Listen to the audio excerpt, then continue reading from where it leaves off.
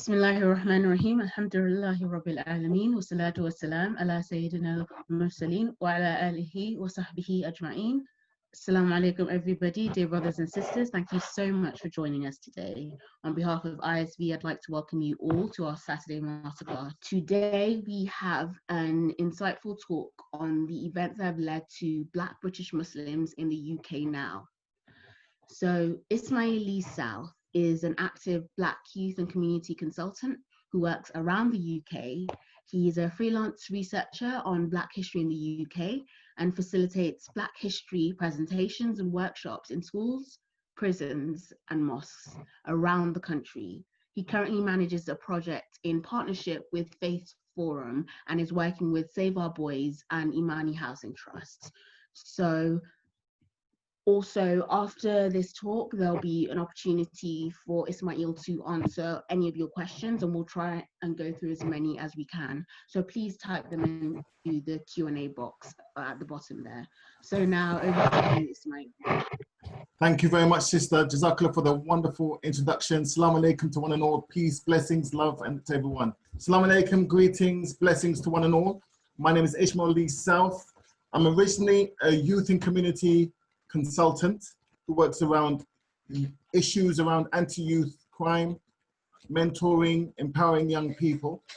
I work in the Muslim community and I work in the Black community, and I work with Black Muslims around London, Birmingham, and Manchester. As a person from school, I've always been interested in history. I'm a history enthusiast. I'm not an official historian, but I've worked as a researcher for many Black Muslim projects in the UK and abroad, and that includes Richard Reddy's book Black Muslims, which is written, which is showcased there, and I was a contributing researcher for the Everyday Muslim Black British Muslim project. I've done Black British Muslim research for the BBC, Al Jazeera, Press TV, The Voice newspaper, and I'm currently doing a project around Black Muslims worldwide with the Race Trust and Wisdom Against Racism. So one of the reasons why I had done this presentation, not one of the reasons, there's quite a few reasons, but I'll try to condense them down, because as someone who embraced Islam in the 1990s, when I embraced Islam, there was a rich Black Muslim community in the UK. And there wasn't just one community, there were various communities. I was able to liaise with the Nigerian Muslim communities, with the Ghanaian Muslim communities, with the Afro-Caribbean Muslim communities, and I'm always intrigued by stories, history, and knowledge and information. And when I would be part of a poetry group, some of you might know, called Mecca to Medina, and we were honored to travel around the UK. And what I found interesting is we would always meet with African and Afro-Caribbean Muslims of various backgrounds around the UK, in London, Birmingham, and Manchester.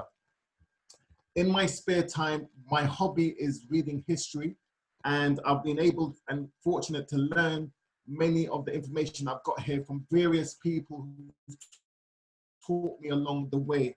And I've made sure that I've fact-checked all the information, and please feel free to question me, and please feel free to double-check all the information that I'm saying here, and I would not be offended in any way. I've learned from people like Ustad Dan Juma Bihari, a wonderful community historian who I've called on many times to come into the communities, into Brixton, Harlesden, even in SOAS, to come and give lectures for my social enterprise, the Salam Project. Shaykh Abdullah Hakim Quick, who we've organized many projects together to enlighten many African and Afro-Caribbean Muslims about their rich Islamic history. And also the man I can't forget is Sheikh Mohammed Kaja, who, when I embraced Islam, he made sure that I understood the rich Islamic history of African and Afro-Caribbean people in the UK. Also, Runako Rashid, we were able to learn from him in Shepherd's Bush when he used to come to Shepherd's Bush, West London. And also, I used to be an avid follower and an avid reader of the books of Dr. Ivan van Sertima, who was a Harvard University professor, who was where I get a lot of my information from, because as an academic, he was well versed in African history in Europe, and what I know, one of the reasons why I done the presentation, because he wasn't, I'm not saying because he wasn't a Muslim, when he came to certain things, he would easily gloss over it. And I thought it was very important for Black people to know, because many Black people say, why are you Muslim for? Are you joining this foreign thing? Okay. And also good for Black Muslims to know, to make them understand that Islam is, you're not joining someone else's religion, you have a birthright here. And also to let Muslims from Asian or Arab heritage understand that yes, that Black Muslims have a rich history too. And as I'm a person from the UK, we always hear about Bilal, may I be pleased with him, and we always hear about Malcolm X, may I be pleased with him. But I know from my readings that there's more. And sadly, I don't see Black Muslims from the UK celebrated as much as they should, because we're quick to bring over an unknown American, waste our time with these unknown Americans. No disrespect to our American brothers and sisters, but when we see a person from the UK, and this is not Black, this is, I've seen this across the board in all communities, we don't really appreciate our homegrown talent, our homegrown pioneers, our homegrown trailblazers, our homegrown achievers. So that's why, one of the reasons why I made sure I've done this presentation. Okay, the presentation is called Black Muslims, Afro-Caribbean Muslims in the UK. Before Islam, pre-Islam, Britain had a Roman emperor by the name of Septimus Severus, who was born in Libya, North Africa. And he was, when Libya, the city where he was from, was colonized by the Roman Empire, he grew up in that environment. And he was a high achiever in education. And he went to Rome to study law, where he became a lawyer and then a senator. And after becoming a senator, he was asked to be part of the Roman Empire Legion Army. And he led an African-based Roman army, and they helped to fight wars and to conquer on behalf of Rome. And one of the places that he used to conquer on behalf of Rome was Britain. And while he was in Britain, the Roman emperor at the time was murdered, and he was asked to become the next Roman emperor. And because he'd grown attached to Britain, he said he will rule the Roman Empire from the UK, and he ruled the Roman Empire from York. This book by Mr. Anthony R. Burley describes his birthplace in North African Libya, and how his history of being an African Roman emperor, if I can say it properly, and who was before Islam was here in the UK. So many times we're here in the UK, the history of Black people, that we were slaves and we were servants. No, we were Roman emperors too, who were ruling the country, okay? And so that's the book called The African Emperor, Septimus Severus, by Mr. Anthony R. Burley. The Moors. We all hear stories how the Moors conquered Spain, including Portugal.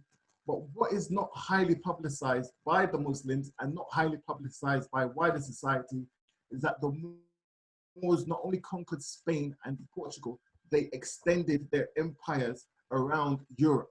So up to France, they were on the verge of conquering France until they were stopped by Charlemagne. And they also spread it around in little kingdoms in and around Europe. And many Moors lived and settled in England. According to the Dr. Ivan van Sertima in his book, African Presence in Early Europe, he showcased evidence and proof that Moors lived in England.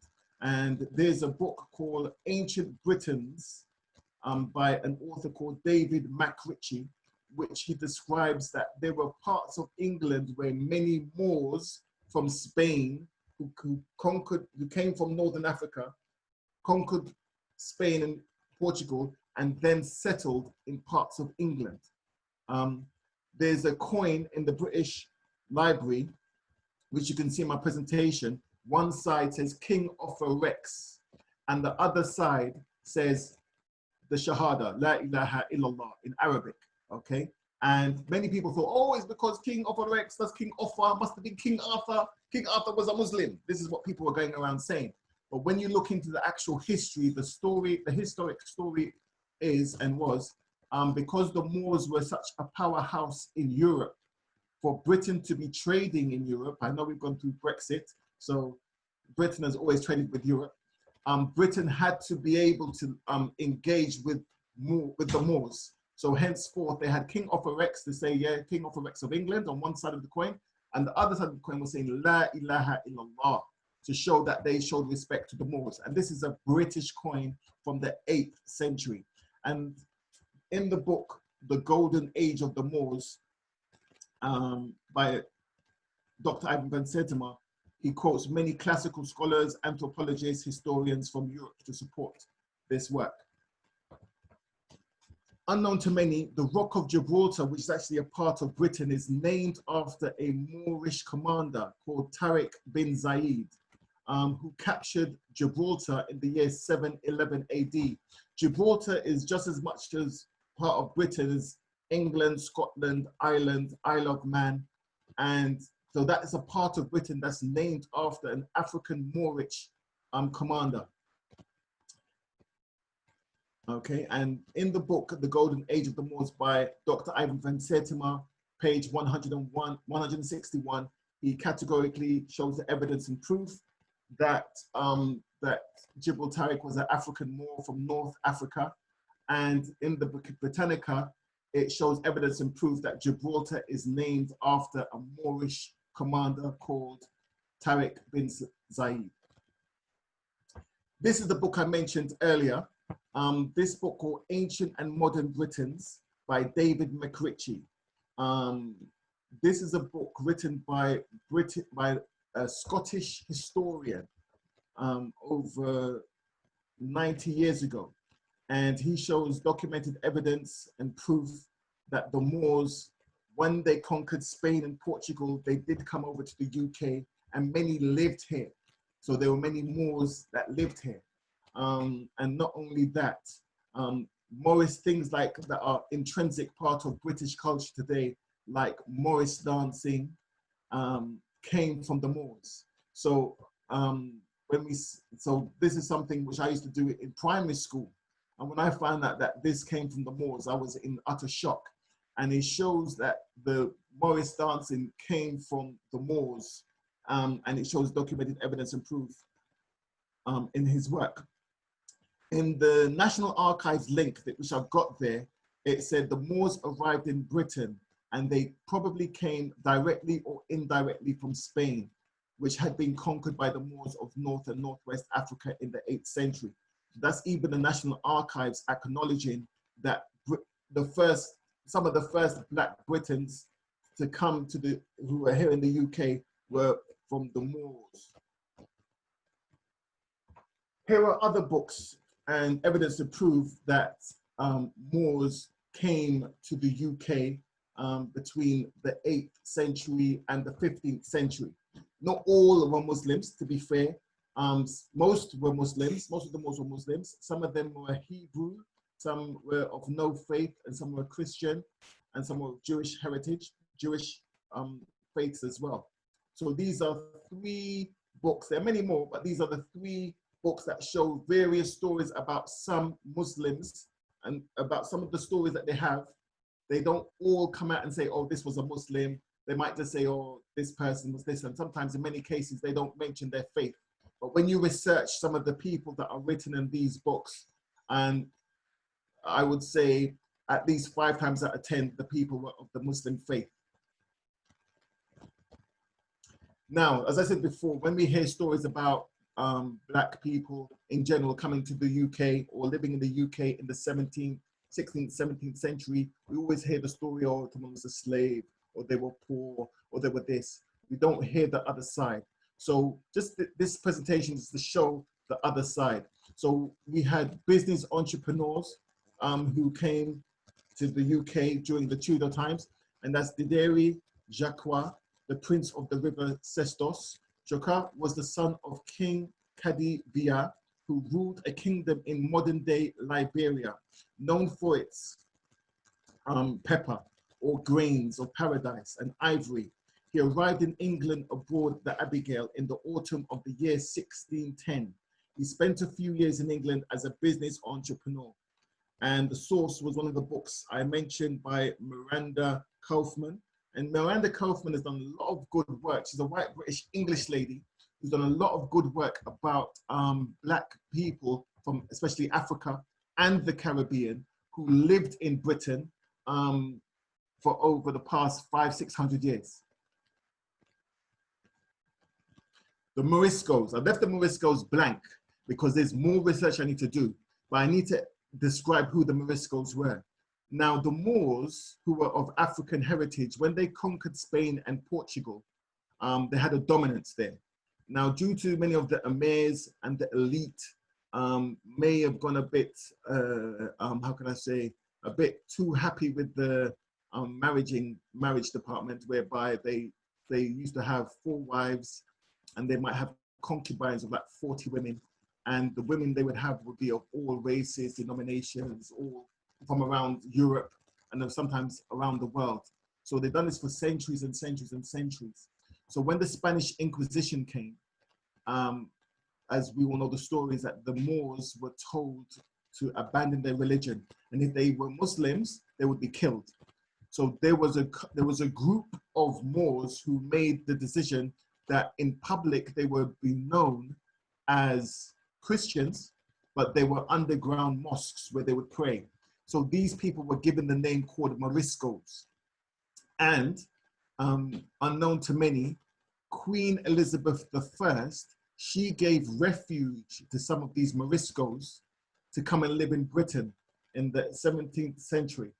And yes, but there's more research that needs to be done. So many stories that we hear about famous Africans who were living at the time of Elizabethan times, some of them were Moriscos, but this takes a lot of research that I'm going through with some academics at the moment. So that's why I just left it blank. Some of you have heard about this man here. His name is Shaykh Ayub bin Sulaiman. Ayub bin Sulaiman Diallo was a high status Muslim scholar from Senegambia, captured by slave traders in the year 1731. He was taken to North America, but obtained his freedom due to his knowledge. He traveled to England in the year 1733, where he mingled with the royal family and social elite. He wrote the Holy Quran in Arabic while he lived in the UK, okay? And there's the National Humanities Center link, and it's also written in the International Journal of African Historical Studies. I was honored to, when Imam Zaid Shakir last came to the UK, I was honored to go to the portrait gallery with him to see the portrait of Shaykh Ayub bin Sulaiman to pay homage. Now, what we don't hear about is this story. So when I researched this story, I was absolutely flabbergasted. And because I knew that many of our history is not being told, but this one really was intriguing. Basically, King George I, who was a king of England during the end of the 17th century and the beginning of the 18th century, was a king who was not British, he was German. When there was no more heirs available in the UK, they found the nearest relative in Germany. And when the British consulate went to go and find him, they tried to bring him to the UK to make him become the next king of England. Now, he was German and he couldn't speak English. And one time he was traveling around and there was an assassination plot to kill him.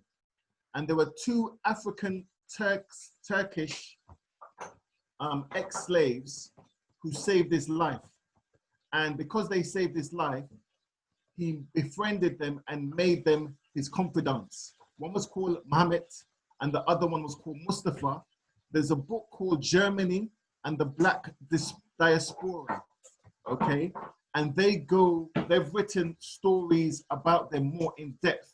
The sad reality is when you read about Mohammed and Mustafa in some English books, they sadly paint them as not Black. So, but this book, Germany and the Black Diaspora, shows evidence and proof that they were of African heritage. And what was interesting is they went with King George I everywhere he went. They were not only his confidants, they were his personal accountants, they were his advisors, they were his treasurers, and these were his trusted companions. In some cases, he trusted these two African brothers more than he trusted the English, with all due respect.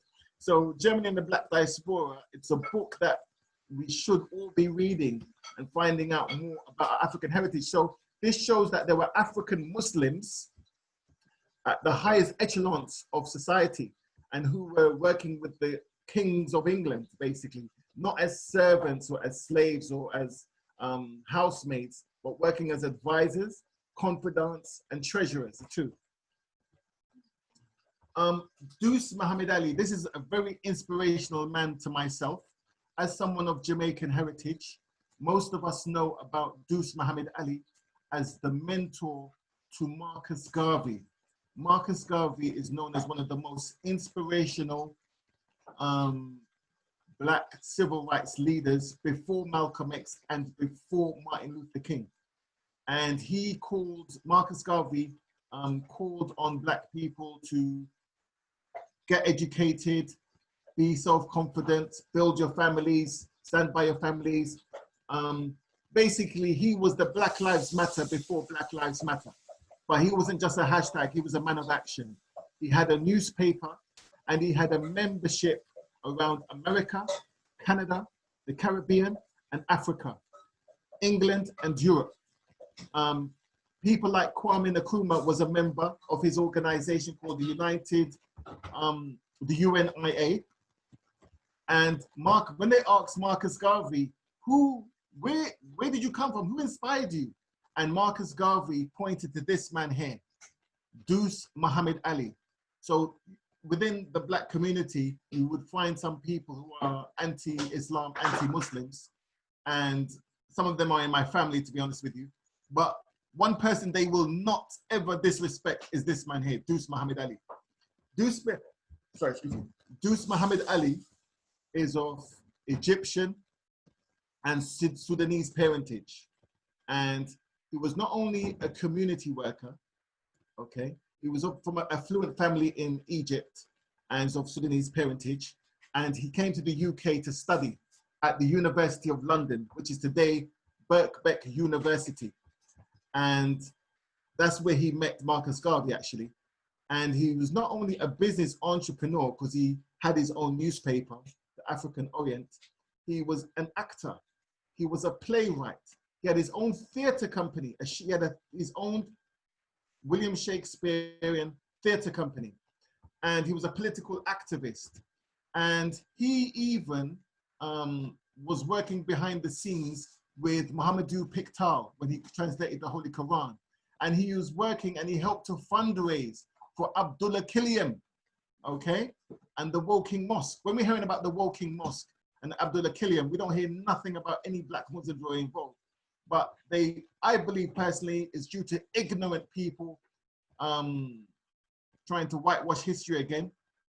This man here, Deuce Muhammad Ali, was very instrumental in supporting Abdullah Killiam, Sheikh Abdullah Killiam, and very instrumental in supporting the Woking Mosque.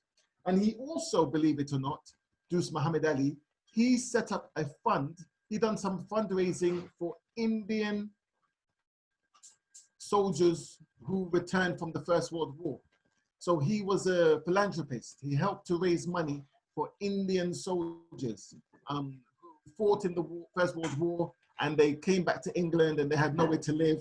So he done charities not only in the Black community, he done charity also in the Indian communities as well. They're not all the Indians were Muslims. His charity helped Indian Hindus as well as Indian Christians as well as Indian Muslims. So he's a very inspirational man, and he was a man of many talents. Like I said, he was also an actor as well, and he had his own Shakespearean society that was sponsored by one of the Lords of England as well. And he got despondent as basically saying the same thing as today. He was a bit dismayed by seeing the only acting roles available for Black men were as slaves or as servants. So he stayed in England for a while, and then he moved to Nigeria, where he resettled and started up his new magazine. Now, this is DNA evidence. There's a person I do some work with sometime, a brother from Bradford called Brother Dawood Hendi. Shout out wherever you are. And I was showing him the presentation when I was doing some research about it. And he said, listen, you need to show some DNA evidence. You need to show some DNA evidence because you can show people, they're not going to believe you. And so I had to do some DNA evidence and research. And there were stories where we found, where scientists found, were trying to find the whitest of white places in the UK and then do DNA tests with the people that lived there. Now, one of the places they went to a certain parts of Yorkshire, which were supposed to be the whitest of white places. And they done DNA testings. So the University of Leicester done some genetic testings of DNA with some of the citizens of this part of Yorkshire that had really little to no so-called BAME people there, hardly no black people, no Asians, no Chinese even, Oriental, no one. It's mainly white villages, white townships in the north. And when they tested these people, they were in total shock to find out that they found that they had African blood in them. Now, this is according to the Leicester University, and this is according to the BBC. The BBC done a story where they said a retired accountant, John Ravis, always believed his family was a Yorkshire as Yorkshire pudding. But to his astonishment, his blonde-haired, blue-eyed, 75-year-old man was bowled over by the revelation of his DNA, which proved that he's a descendant from an African war tribe. Tests reveal that he and 2 members of his family and 5 other people who underwent them all share a Y chromosome that is known to be coming from North African tribes, including the Berber warriors in Morocco. As you know from what I presented earlier on today, we said there's evidence and proof that the Moors came to the UK. The Moors were from North Africa, and some of the Moors were of Berber origin. So this goes with that. And this was in the BBC, and it's also been noted in the Yorkshire Post, and also in the Irish Times. It says, this offers to assess people's genetic ancestry now that such curiosity can be met at a nearly affordable cost. A DNA exercise has already produced a surprise that about 1% of all Scotsmen are direct descendants of Berber and Tuareg tribesmen of North Africa, okay? The Berber and the Tuareg heritage now showing up in Scottish genes is just another support for the abundant associations found and filmed in North Africa in song and singers, archaeological monuments, manuscripts, decoration, jewelry design. Such treasures as the Ardagh Chalice and the Book of Doro show intricate affinity with Islamic decorative motifs and crafts. And this was in the Irish Times, okay? So the Tuaregs are not only in Morocco, they're also in Mauritania, West Africa. They're also in Guinea-Bissau, West Africa. So in the North and Northwest Africa.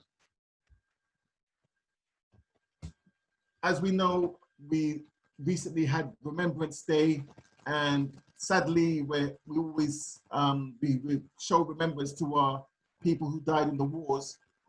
Within the Black community, there were issues about why should we remember Remembrance Day? And sadly, many Black people are unaware that many Black people died, as well as people of Asian heritage or from Commonwealth countries, died in the First and Second World War. So over 73 years, victory was declared over Germany in Europe. In Brixton, a commemorative ceremony, the War Memorial to African and Afro-Caribbean soldiers unveiled in Brixton, London.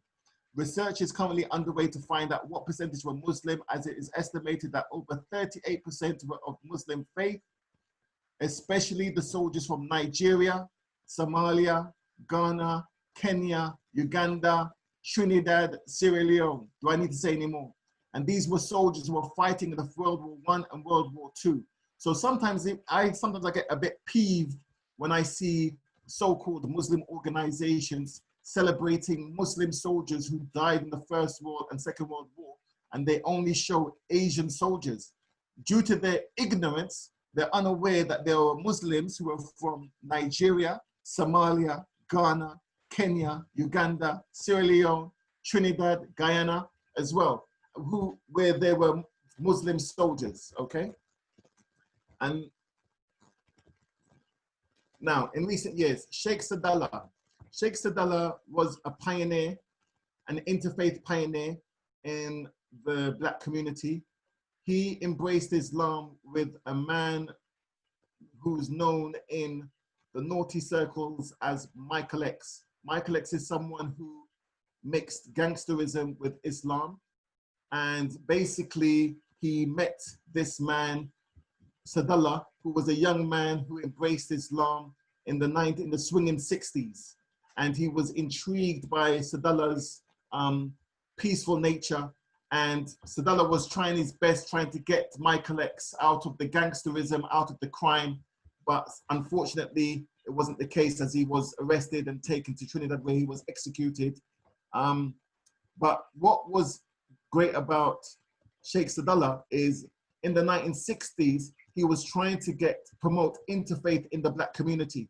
He was trying to get Rastas, Christians, and Black Muslims to work together to benefit communities. So this is another Black Lives Matter before Black Lives Matter.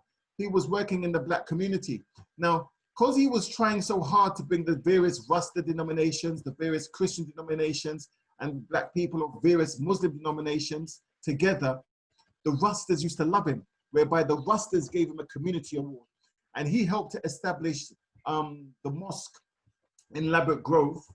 Not the one that's there now. He tried to establish a mosque earlier that was in Labrador Grove, and he helped to establish other mosques. And in his later years, he just became an advisor to many African and Afro-Caribbean Muslim projects, charities, and initiatives. Sheikh Mohammed Kaja, the brother who took my Shahada, and Sheikh Mohammed Kaja was a student of Shaykh Sadallah.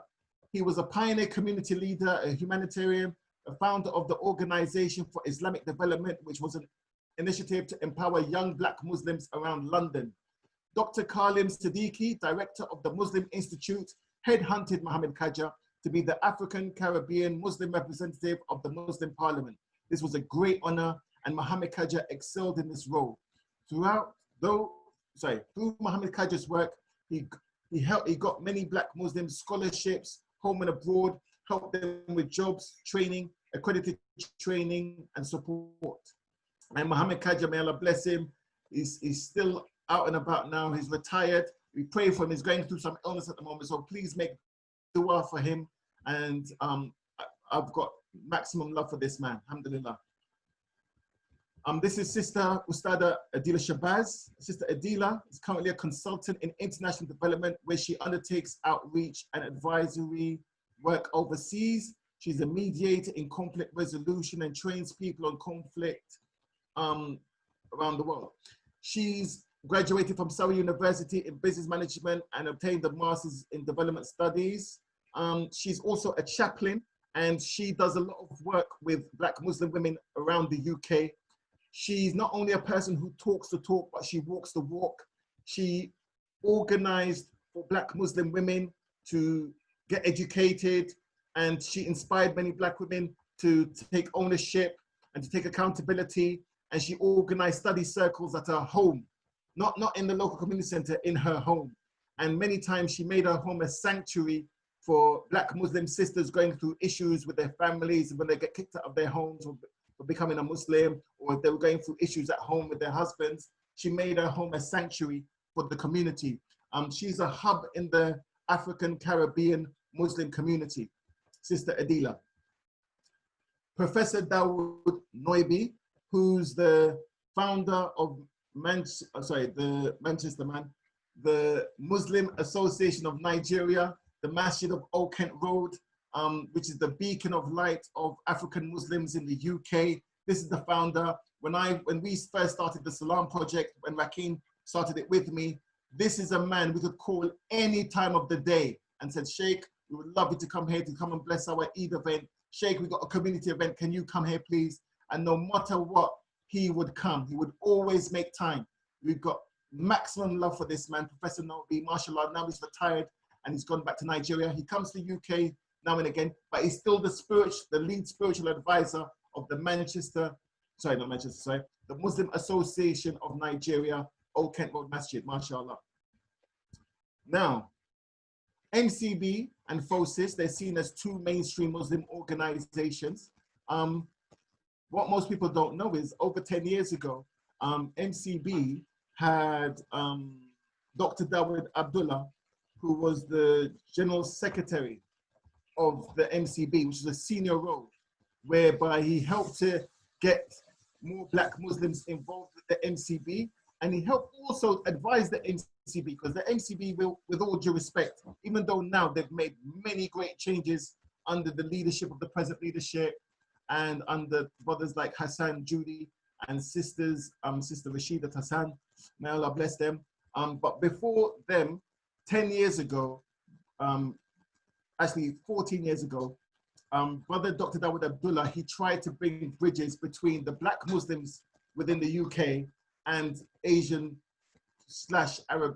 Muslim organizations. And he was also a community worker. He was another man. He always works hard in the communities. He used to help mosques, organizations among Black communities, and find ways to engage them in society and find ways to empower them.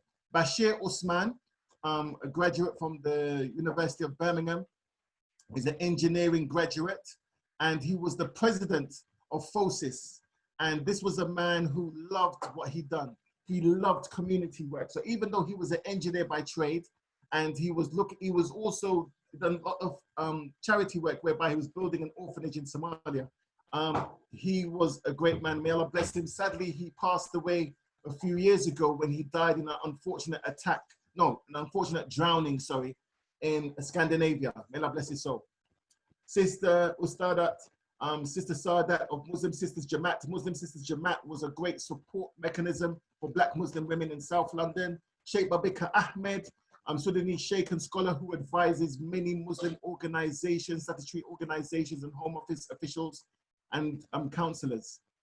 And many Muslim VIPs actually of all races and colors. Sheikh Babikir is a pillar in the community and one of the top scholars of Islam in the UK. I would go as far as to say the #1 scholar in the UK, but I'm a bit biased.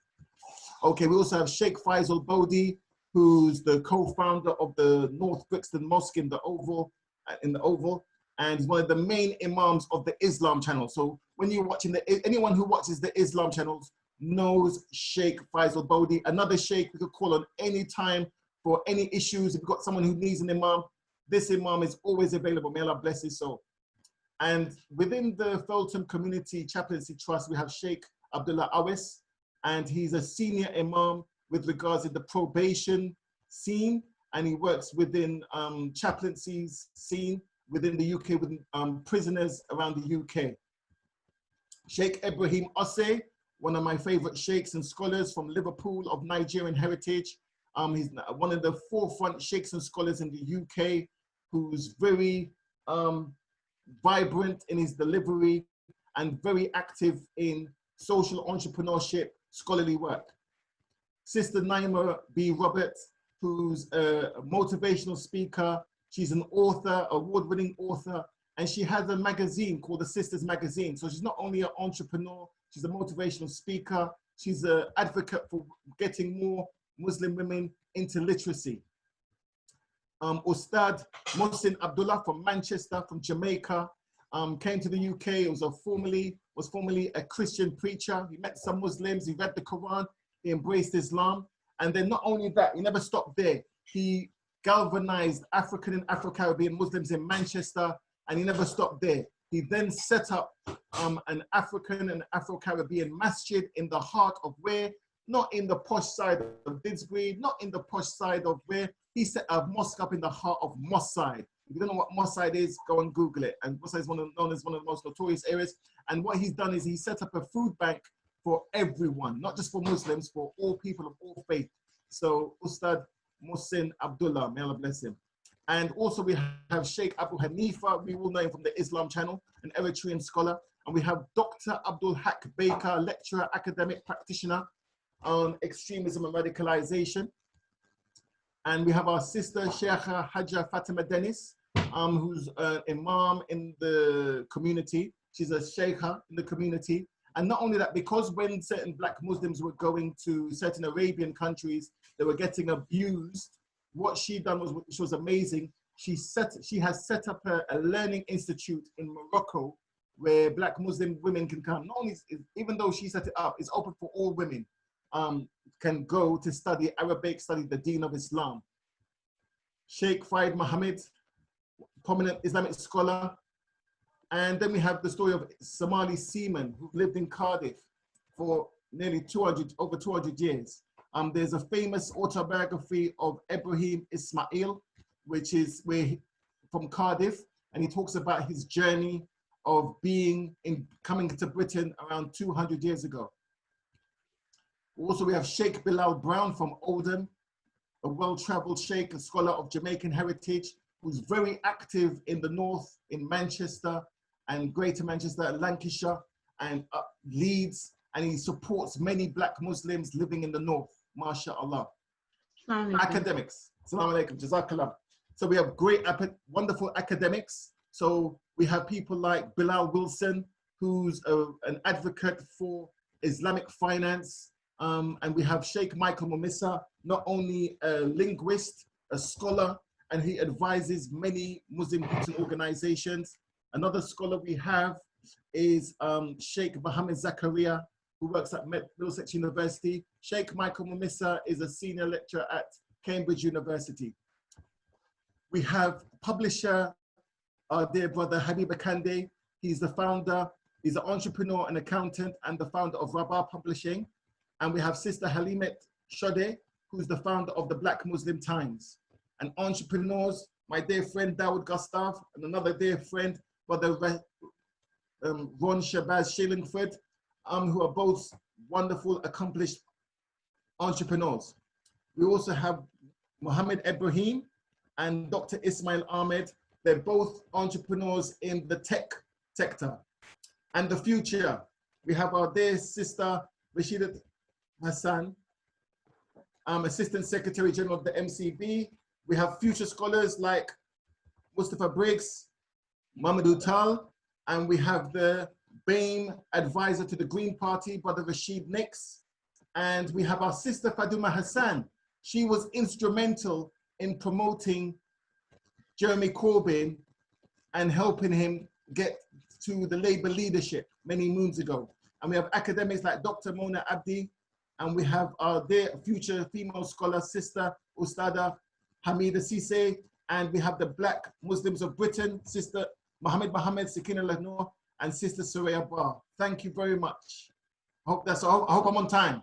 Of course. Jazakallah khair. Thank you so much. I'm trying to fit that all in. Jazakallah khair. Obviously find this incredibly fascinating. I'm going to have to do a lot more reading and research on some of the people you touched on. And of course, this is a part of history and also, you know, now that we need to be engaging with. So on that note, I think I'm going to open the floor to some questions, and we have some questions here actually.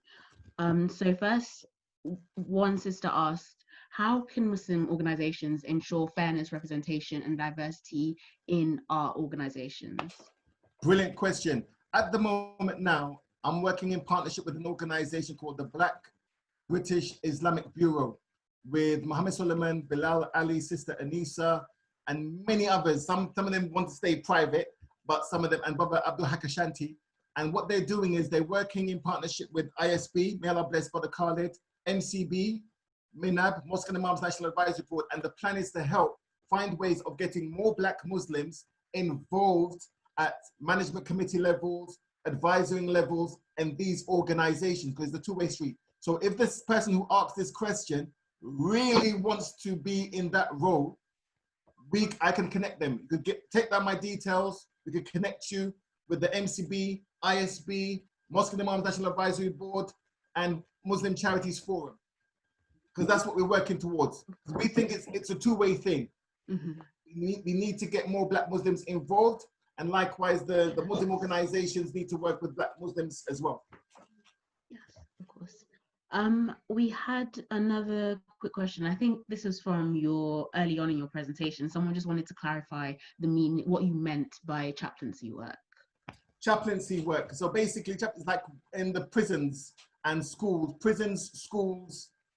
universities, you have someone who represents your faith. So so Sister Adila, she works in hospitals. So if someone's a Muslim woman and she needs someone to pray for her, the hospitals have chaplains. So they would have a Muslim chaplain, a Christian chaplain, a Hindu chaplain who would come there, pray, and help with the spiritual needs, basically, in the hospital, prison, school, airport. Yeah.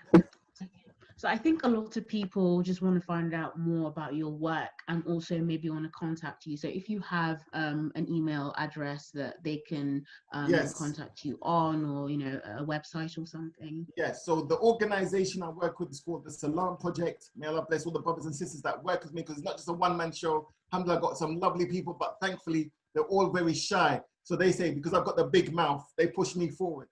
So feel free to go on our website, www.thesalam